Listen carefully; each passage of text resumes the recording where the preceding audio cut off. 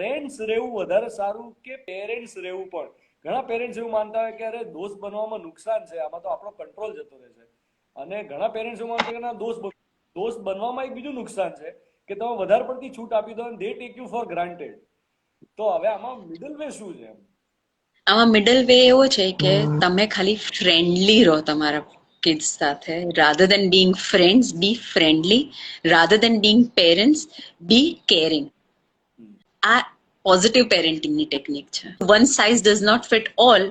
એવી રીતે પેરેન્ટિંગની એક ટેકનિક બધા જ બાળકો માટે ચાલે એ શક્ય નથી. ટ્રાયલ એન્ડ એરર કરવું પડે. તમે જો બેઝિક રૂલ્સ સેટ કરશો, અને પણ હા, રૂલ્સ તમે બી ફોલો કરશો, તો તમે બાળકો પાસે કરાવડાવી શકો. ધીસ ઇઝ ધ કી.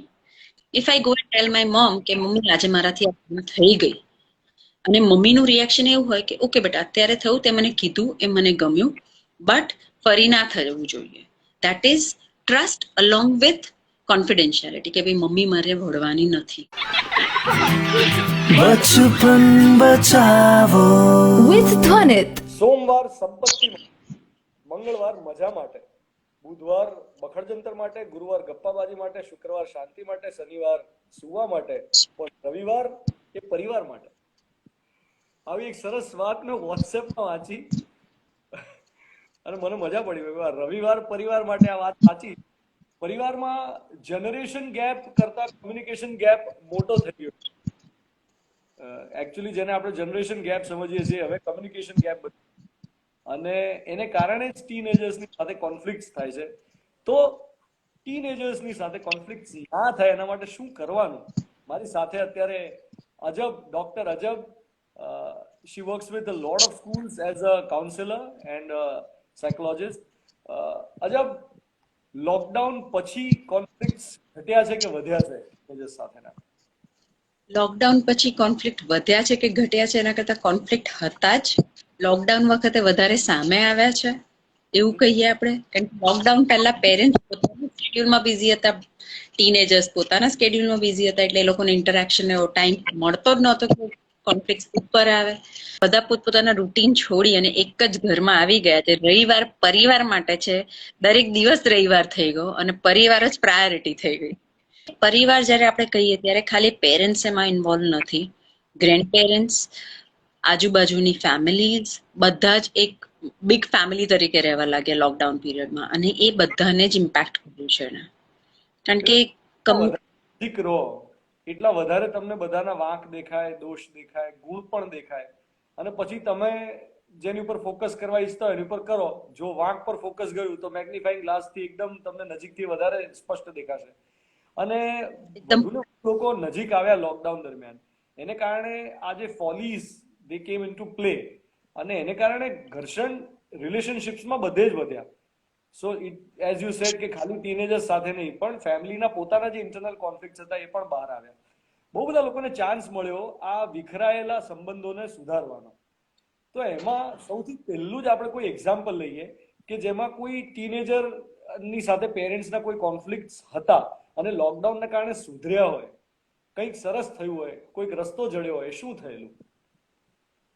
મને તમારી આ વાત બહુ જ ગમી, કારણ કે જ્યારે બી લોકડાઉનની વાત થાય ને તો બધા ખાલી શું બગડ્યું એની પર ફોકસ કરે છે, શું સુધર્યું એની પર ફોકસ નથી કરતા. Thank you so much for bringing this up. અહીંયા જ્યારે આપણે સુધરવાની વાત કરીએ છીએ ને, જે મેં કીધું ને કે પેરેન્ટ્સ પાસે પહેલા સમય જ નહોતો. અત્યારે ઘરે ફસાઈ ગયા જે ટ્રાવેલિંગ પેરેન્ટ્સ હતા, કે જે લોકોનું કામમાં ખાલી ટ્રાવેલ જ કરવાનું હતું, મહિનાના 30 દિવસમાંથી એ લોકો 28 દિવસ ટ્રાવેલ કરતા હોય, 2 દિવસ જ્યારે ઘરે હોય ત્યારે એવા થાક્યા હોય કે એ લોકોની શું આજુબાજુ ચાલે છે ખબર જ ના. બાળકના ફ્રેન્ડ્સ કોણ છે, એ કોની સાથે શું કોમ્યુનિકેટ કરે છે, કાંઈ જ નહોતું. રાધર દેન ધેટ એ લોકોએ આ ટાઈમ જ્યાં અટકી ગયા, એ લોકોનું ટ્રાવેલિંગ ઓછું થઈ ગયું, એ લોકોએ એ બાળક સાથે ટાઈમ સ્પેન્ડ કરીને ખબર પડી કે oh my god, my son is a genius, જે વસ્તુ કે પેરેન્ટને ખ્યાલ જ નહોતી. એટલે એવો જ એક ઇન્સિડન્ટ હું આપને કહું તો, એક 15 વર્ષનો બાળક છે, 10th ગ્રેડમાં હતો એ જ્યારે લોકડાઉન થયો વખતે, અને બોર્ડ એક્ઝામ્સ પતી ત્યારથી એ સાહેબ ઘરમાં ફસાઈ ગયા, કારણ કે સ્ટેટ બોર્ડની 2 એક્ઝામ્સ લોકડાઉન પીરિયડમાં લેવાઈ હતી. અને એ જ વખતે father also started staying home. એ બાળકે એના ફાધર સાથે બેર મિનિમમ વાત કરી હશે. જ્યારે ખબર પડી આ બધું થયું અને ઘરે રહેવા લાગ્યા, બંનેને કાર્ડ્સ રમવામાં બહુ ઇન્ટરેસ્ટ. આ એક કોમન હોબી બહાર આવી અને they started communicating and bonding over playing card. અને એ કાર્ડ્સની ટ્રિક્સ એકબીજાને શીખવાડવા લાગ્યા. અને એ પેરેન્ટ જેને એન્ઝાયટી ઇશ્યુઝ હતા, પપ્પાથી બીક લાગતી હતી, એ બીક anxiety in fact turned out to be the best way of bonding with the father. અને એ એટલો બધો સ્ટ્રોંગ થયો કે એ બાળક જે ફાધર જેને બાળકને સાયન્સ લેવા માટે ફોર્સ કરતા, એણે એવું કીધું કે તારે જે ભણવું હોય ભણજે. અને જ્યારે એ વર્ડ્સ બહાર આવ્યા ત્યારે બાળકની આખી કાયા પલટ થઈ ગઈ, એવું કહીએ તો ચાલે. અને that father, the mother was under a shock. એ હજી બી સિંકિન જ નથી કરી શકતી કે મારો દીકરો ને મારા હસબન્ડ બંને એક રૂમમાં ઝઘડ્યા વગર બેસીને વાત કરી શકે. એટલે બેસ્ટ વિન-વિન પેલી મમ્મી ને પેલી વાઈફ માટે હતું કે જ્યાં એ ખાલી પેલું કહીએ ને કે રેફરી નહોતી રહી ગઈ અને એકચ્યુઅલ વાઈફ ને એકચ્યુઅલ મધરનો રોલ પ્લે કરવા લાગ્યા. So this was the best thing which I can give as an example, live example, which કે એન્ઝાયટી માટે બાળક 9th માં એટલે 8th એન્ડિંગમાં, એટલે લગભગ 2.5 વર્ષથી અમારી પાસે એન્ઝાયટી માટે આવતું. અને એના સડનલી ખાલી over a simple trick of cards. અને પછી ધીસ વોઝ ધ ઇગ્નાઇટિંગ પોઈન્ટ કે અહીંયાથી શરૂ થયું. પછી એ બંને જે બોન્ડ થવાનું શરૂ કર્યું, નાઉ થિંગ્સ આર ગુડ. એટલે મારું નુકસાન થયું, બટ ઇટ્સ ઓકે.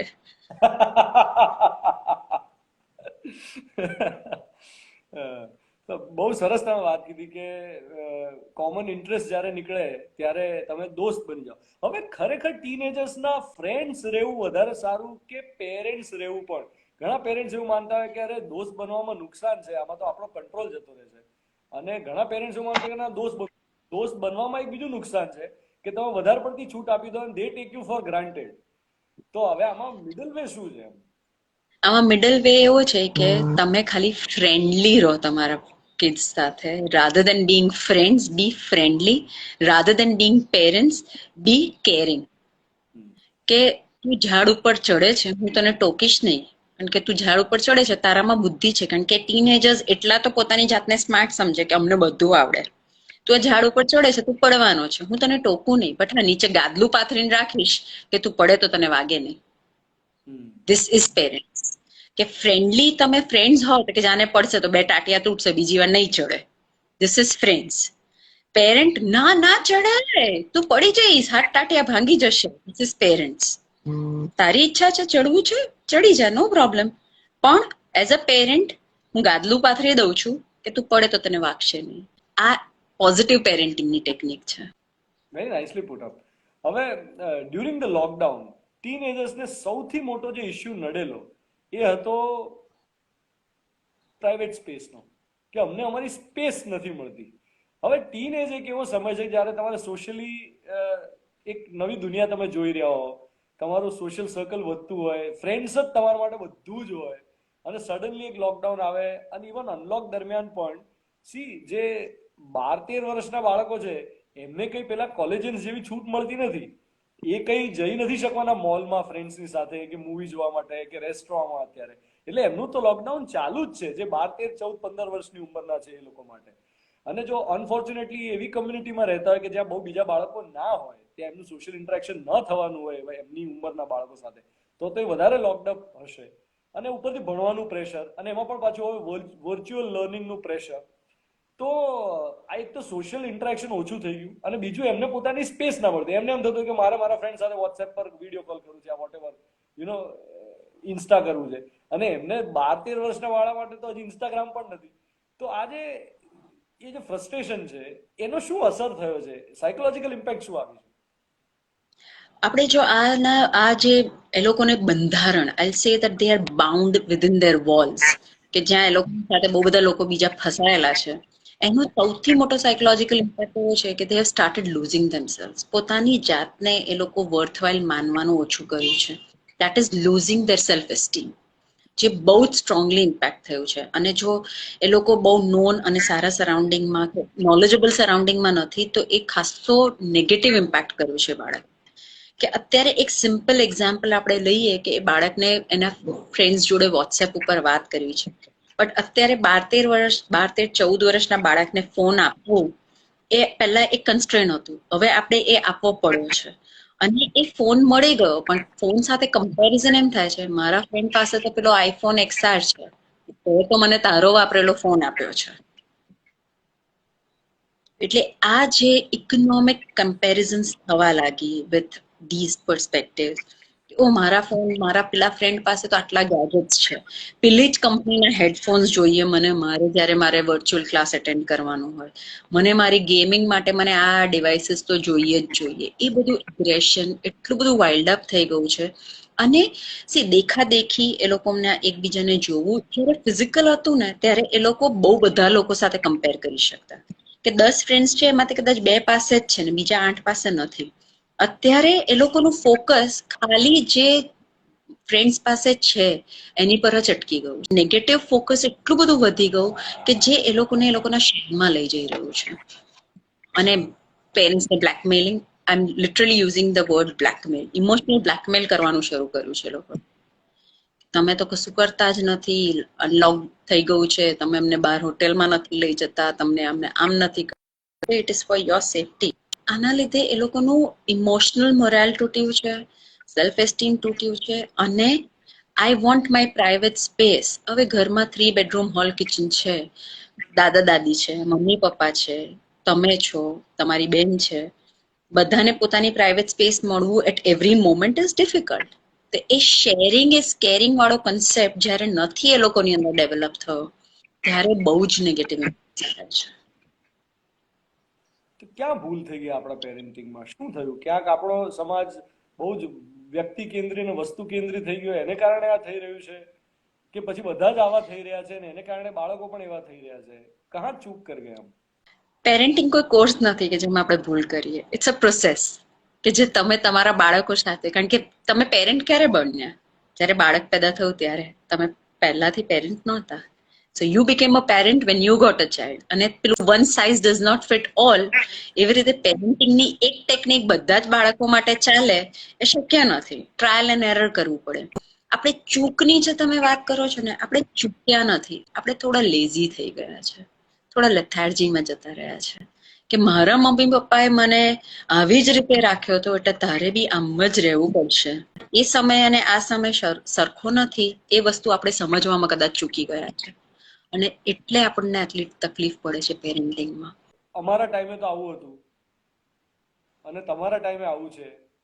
તો આજે અત્યારનો જે સમય છે એની સાથે તાલ ન મિલાવી શકતા પેરેન્ટ્સ માટે ચિલ્ડ્રન શું ફીલ કરતા હોય છે? When you are a counsellor, તો a lot of children would come to you and say something કે મારા મમ્મી પપ્પા તો યાર જૂનવાણી છે, આવું જ કહે છે કે અમારા ટાઈમે આવું હતું, અમારા ટાઈમે આવું હતું. આ હમારે જમાને મેં તો વાળા પેરેન્ટ્સ ને શું કેવું છે તમારે? શું થતું હોય બાળકોના મનમાં? જ્યારે અમારે જમાનેમાં વાળા આવે ને ત્યારે બાળક લગભગ રિબેલ કરે કે તમારો વખતમાં લોકડાઉન નહોતું, તમે ઘરમાં 1 વર્ષ સુધી બંધ નહોતા રહ્યા. અને પછી પેલો પેરેન્ટ આર્ગ્યુ કરે, ના ત્યારે બી તો કર્ફ્યુ થતા, અમારે રાયટ્સ વખતે અમે બી ઘરે રહ્યા હતા. એટલે એ વખતે એ લોકો બાળક જ્યારે રિબેલ કરે, rather feeding into there thoughts, તમે ગિવ ઇન કરી અને ઓલ્ટરેશન ઓફ પ્રોસિજરમાં બિલીવ કરો. આ એક ટેકનિક છે કે જેનાથી પેલા બાળકોને તમે કહીએ ને કે એ લોકોને ફોર્સ ના કરો કશું કરવા માટે, બટ એ લોકોને ડિનાય બી ના કરો બધું કરવા માટે. તારે વર્ચ્યુઅલ ક્લાસ છે તો છે, જે અટેન્ડ કરવાનું છે એ કરવાનું છે, અને ક્લાસ પછી હું અડધો કલાક મારા ફ્રેન્ડ્સ જોડે ઓનલાઈન વાત કરીશ તો કરીશ જ, પણ એ ટાઈમ લિમિટ તમે કરી શકો.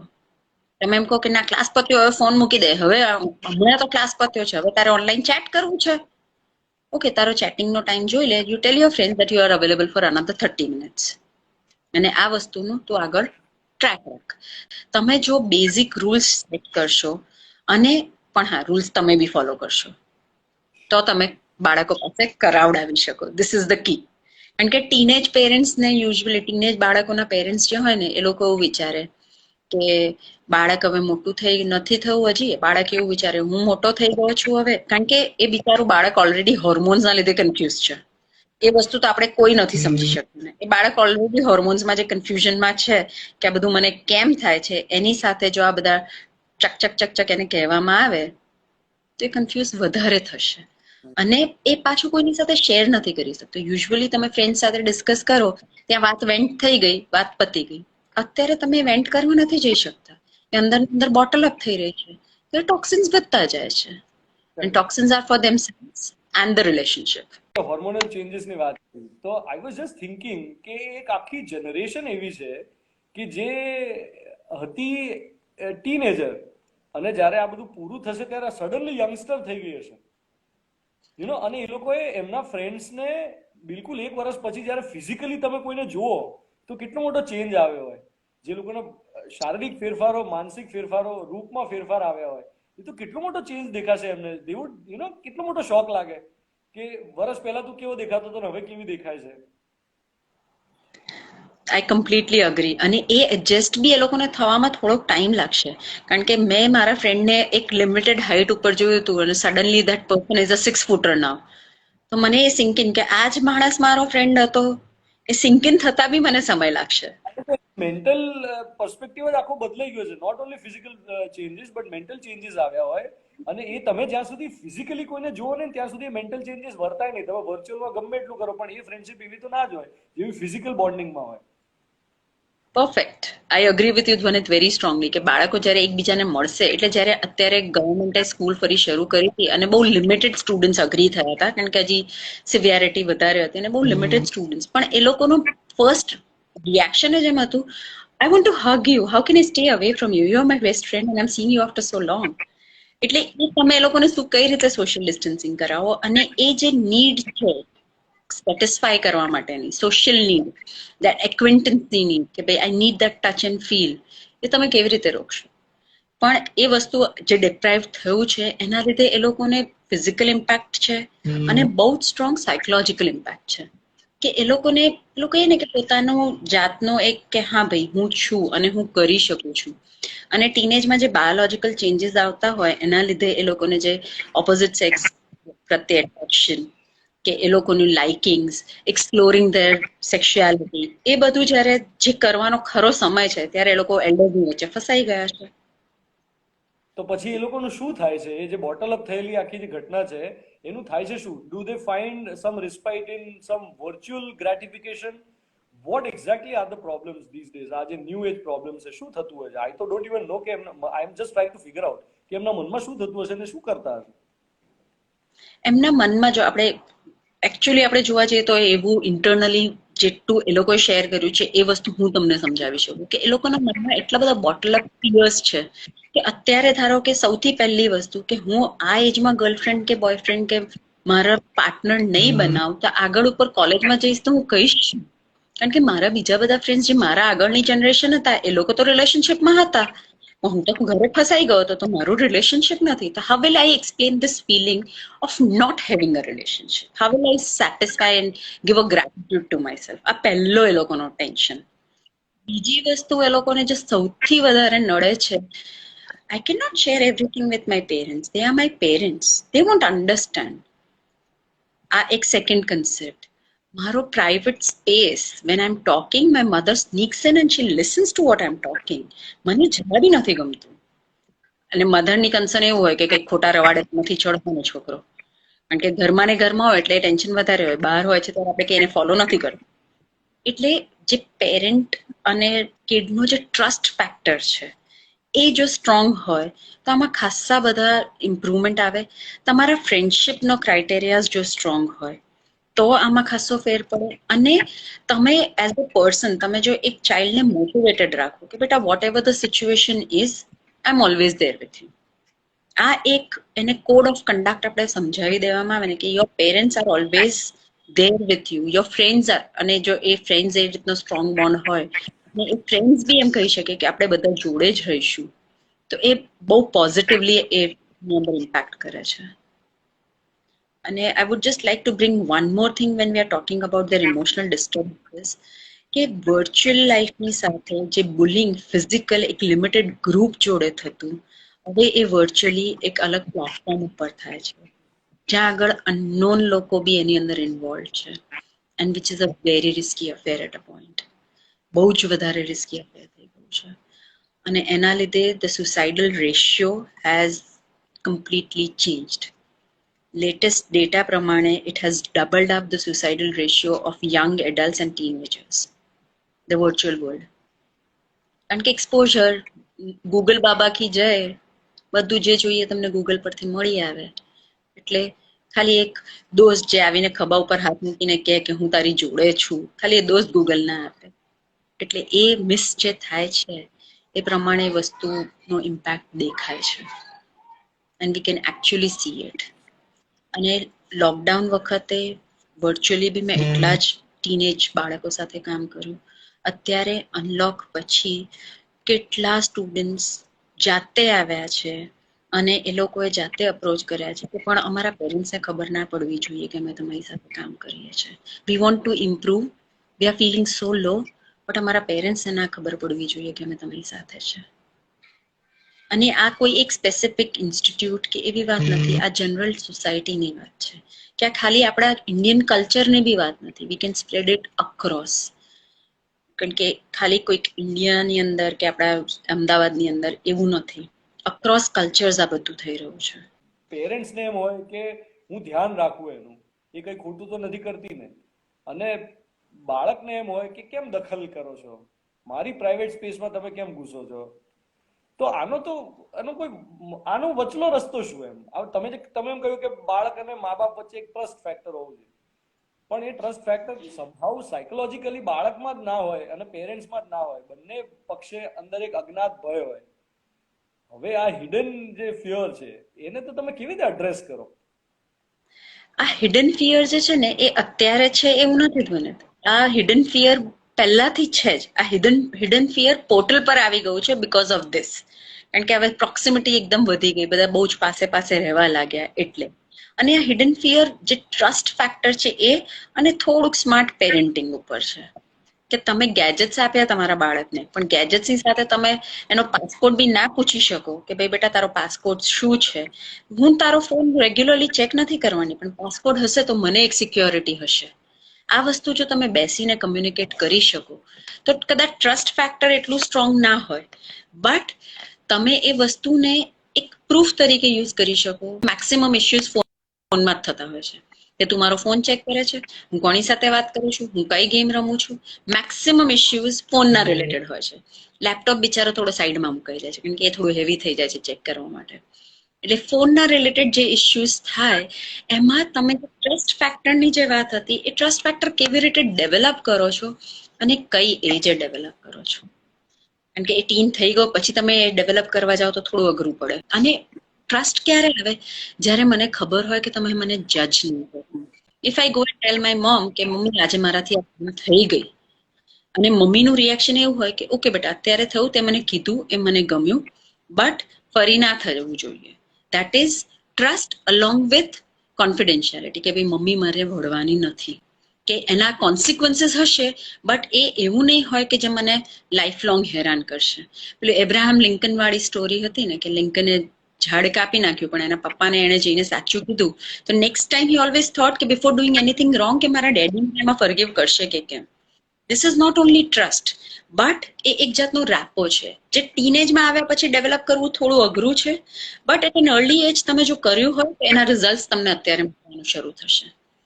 અને teenage handling is difficult for sure. I have a teenage son, so I can say it for sure. Okay, so what is that one thing, one problem that you are facing? And then I don't know, it's a public platform so you may not want to share it. It's okay, completely all right. Or maybe one thing that you faced as a problem and then you found a solution on જે તમે કદાચ share કરી શકો, જે common problem. મારો common problem, my son is a foodie. એને ખાવાનો બહુ જ શોખ છે અને એક્સરસાઇઝ કરવાનો બિલકુલ શોખ નથી. અને with teenage it becomes a biological thing કે તમે જો વર્કઆઉટ ના કરો કે તમારા બોડીનું ધ્યાન ના રાખો તો suddenly you start putting on. So that is a regular thrift happening at my place. You don't cook yummy food every day and my thing is you don't work out every day. એટલે આ અમારા બંનેની regular controversy છે. Solution શું? Solution, હું પોતે workout કરવા જાઉં છું. મેક ઇટ અ પોઈન્ટ કે મને સવારે 6 વાગે ઉઠાડું કે ચાલ 6 વાગે વોક પર જવાનું છે. અને આઈ પુશ હિમ. અને હું જતી હોય એની સાથે તો પછી હું એ મને ડિનાય કરે, once in a week deny કરે but 4 days in a week તો આવી જ જાય જોડે. સો આ સોલ્યુશન, પણ એની સાથે સાથે મને વોક પર જવું પડે છે. અને પછી as he has gone for a walk, તો એઝ અ રિવોર્ડ એને સારું જમવાનું મળે છે. સારું in the sense the pizza and pasta what he likes. Correct.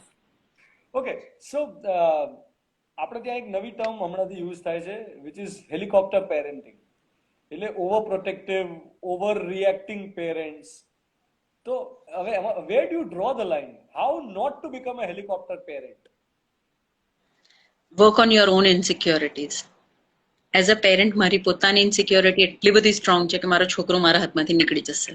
અને પોતાનો એક ગિલ્ટ ટ્રીપ કે એઝ અ યંગ પર્સન, મેં જ્યારે હું કોલેજના ફર્સ્ટ યરમાં તો ત્યારે મેં વીટ ટ્રાય કર્યું હતું. I don't want my son to try it, that guilt trip.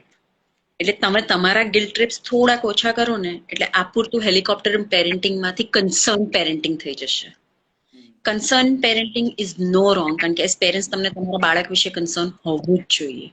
But A concern ક્યારે એની માટે ઓવરપાવર થઈ અને હેલિકોપ્ટરિંગ થઈ જાય છે, એમાં ખાલી એક ફાઇન લાઇન છે where you just have to be very observant કે તમે એની પ્રાઇવેટ સ્પેસમાં તો નથી ઘૂસતી રહે ને. એ કશું નથી કહેતો તમને, પણ એમાં કંઈક ખોટું છે, એમાં કંઈક એવું છે કે he is going in two something wrong or doing something. એને જાણવાના ઘણા બીજા અલગ અલગ રસ્તાઓ છે. એવું નથી કે તમે એ જ એક વસ્તુથી તમે એને ઓવર પાવર કરીને પૂછી શકો. ફ્રેન્ડલી પેરેન્ટિંગ તરીકે બી તમે એ વસ્તુને વર્કઆઉટ કરી જ શકો છો. It is possible. લોકડાઉન દરમિયાન એક વાક્ય જે ઘણા બધા ટીનેજર્સે એમના પેરેન્ટ્સના, દાદા દાદીના મોઢે સાંભળ્યું હશે અને એમને બહુ નહીં ગમ્યું હોય એ વાક્ય, પણ એમને ખબર નહીં પડતી હોય કે આનો શું જવાબ આપવો. અને પછી એવા જ થઈ ગયા કે તમે બધા એવા કહો છો ને તો હું જ છું, આળસુ જ છું, હું આળસુ જ છું, જાઓ. તો તું બહુ આળસુ થઈ ગઈ છું, અથવા તો બીજાને જો કેટલું કંઈક કરે છે તું કંઈ કરતો નથી. આ જે આળસુપણા વાળી જે વાત છે એ ટીનેજર લેથાર્જીને શું કનેક્શન છે? આમ તો હવે એક્ઝુબરન્સ હોવું જોઈએ, એનર્જી હોવી જોઈએ, તો કેમ આપણા ટીનેજર્સ અત્યારે આમ લેથાર્જિક છે એવું એક વાતાવરણ ઊભું થયું છે પેરેન્ટ્સના મગજમાં? કારણ કે કમ્પેરિઝન વધ્યું છે. પેલાનો છોકરો જો ક્રિએટિવ બનાવી અને, કારણ કે વર્ચ્યુઅલ પ્લેટફોર્મ હતું, ભલે લોકડાઉન હતું, બધાના ઘરમાં શું ચાલે છે વર્ચ્યુઅલી બધા બહુ સ્ટ્રોંગલી પુટઅપ થતી, રોજ નવી ઇન્સ્ટાગ્રામ સ્ટોરીઝ આવતી.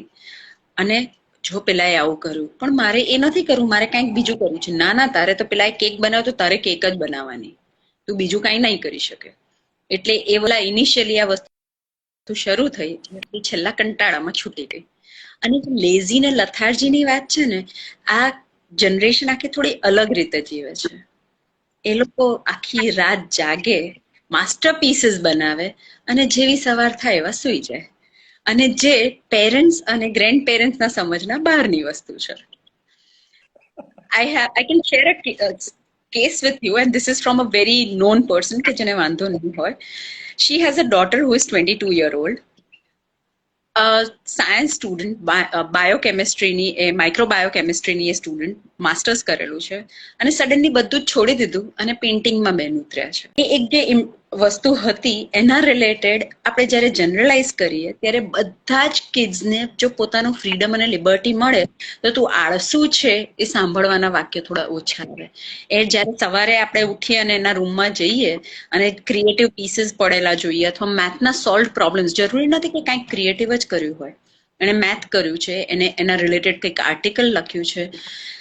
This reminds me of someone કે જે એમના સનને રાઇટિંગ સ્કિલ્સ છે એ બી નહોતી ખબર, જ્યાં સુધી એના સનની પબ્લિશ સ્ટોરી બુકમાં આવી and that particular school called her કે your son's story is published in blah blah blah book and we're sending your copy home. ને એ પેલા બેનને હજી સિંકિન થાય કે ઓ માય ગોડ, શું લખ્યું છે ને, મારું બાળક આટલું પાવરધું અને ગ્રેડ 9 નું સ્ટુડન્ટ છે અને એ પબ્લિશ થઈ ગયું. પછી મને ખબર પડી લખે જ ક્યારે એ જ મને નથી ખબર. ધીસ ઇઝ ટ્રાન્ઝિશન કે એ લોકો રાત્રે જાગીને શું કરતા હોય, આપણે જો ખાલી એ લોકોને ઉપર થોડોક ટ્રસ્ટ મૂકી અને એ લોકોને કરવા દઈએ તો it become successful and it is worth. Last question, તું મારી સાથે બેસને પણ તું મારી સાથે વાત કેમ નથી કરતી? અને બાળકને એમ મારે નથી બેસવું તમારી સાથે, પણ આ પેરેન્ટ્સે કેમ અમારી સાથે આટલી બધી વાતો કરવી હોય? નથી વાત કરવી ભાઈ, મારે મારા ફ્રેન્ડ સાથે વાતો કરવી છે. આનું શું સોલ્યુશન? આ ટ્રાન્ઝિશન છે. જ્યારે બાળક 12-13 વર્ષ સુધી હોય ને ત્યાં સુધી એને એમ હોય કે હું પેરેન્ટ્સ સાથે ઇન્વોલ્વ રહું, એ લોકો મારી વાત સાંભળે. ત્યારે પણ પેરેન્ટ્સ પાસે સમય નહોતો, એ લોકો પોતાની દોડધામમાં પડ્યા હતા. હવે બાળક ટીનેજમાં આવ્યું જ્યારે એની માટે પેરેન્ટ્સ કરતા ફ્રેન્ડ્સ પ્રાયોરિટી છે, કારણ કે એને એ સોશિયલ એન્ઝાયટી છે કે ભાઈ મારા ફ્રેન્ડ્સ નહીં હોય તો I feel low about things around me. અને એ સોશિયલ એન્ઝાયટીમાં પેરેન્ટ્સ તો છે જ, ક્યાં જવાના છે? દે don't want to share there stuff. તમને નહીં સમજ પડે, તમને ના ખબર પડે, and they don't say that you are dumb, but you don't understand our generation. This is what they have to say specifically. એટલે આ વાત જ્યારે આવે ત્યારે પેરેન્ટ્સને એવું હોય કે મારું બાળક મને બધું કહે, અને આ એજમાં આવ્યા પછી એક લિમિટેડ ટાઈમ માટે એ લોકો સિક્રેટિવ થઈ જતા હોય છે, which is a very normal change in their psychology, that they get into a secretive mode, which should be allowed and let go. એની ઉપર તમે જો વધારે ઓવરપાવર કરશો ને તો આ સિક્રેટિવ ફેઝ લાઈફ લોંગ થઈ જશે. ઓકે બેટા, whenever you feel like, I give you the liberty, I am available to you when you want. હું અત્યારે ફ્રી છું તો તું આવીને બેસ, મારી સાથે વાત કર નહીં. એ જ્યારે આવે અને તમે ગમે તેવા કામમાં હોય છો તમે મૂકી શકો અને એની સાથે વાત કરી શકો, તો એ વસ્તુ શક્ય છે કે તું મારી સાથે બેસ, મારી સાથે વાત કર, પણ આપણા ટર્મ્સ એન્ડ કન્ડિશન્સ પર નહીં, એમના ટર્મ્સ એન્ડ કન્ડિશન્સ પર. એક્ઝેક્ટલી. સો એ વાત કરે ત્યારે એને જજ ન કરવું અને તરત ને તરત સોલ્યુશન્સ આપવા ન દોડી જવું. આ એક એ લાલચને રોકી રાખવી પડે તમારે. બાળકને એની મેળે એના સોલ્યુશન્સ શોધવા દેવા પડે, ખાસ કરીને ટીનેજર્સને. તમે જો એને જજ કરીને તમે બધું જ કંટ્રોલમાં લઈ લો તો પછી એ સિચ્યુએશન એવી થાય કે બાળકને એમ થાય કે તમે તમારી રીતે બધું કરવા માંગો છો, મને તો મારું કરવા દો. અચ્છા, એક ક્યુરિયસ ક્વેશ્ચન, આજકાલ બાળકો કઈ ઉંમરમાં રિલેશનશિપમાં એન્ટર થઈ જાય છે? આ થોડો અઘરો સવાલ નથી મને, કારણ કે ગ્રેડ 1 માં બી લવ લેટર્સ પાસ થતા હોય અને ગ્રેડ 10 માં બી થતા હોય, એટલે આ થોડું અઘરું છે.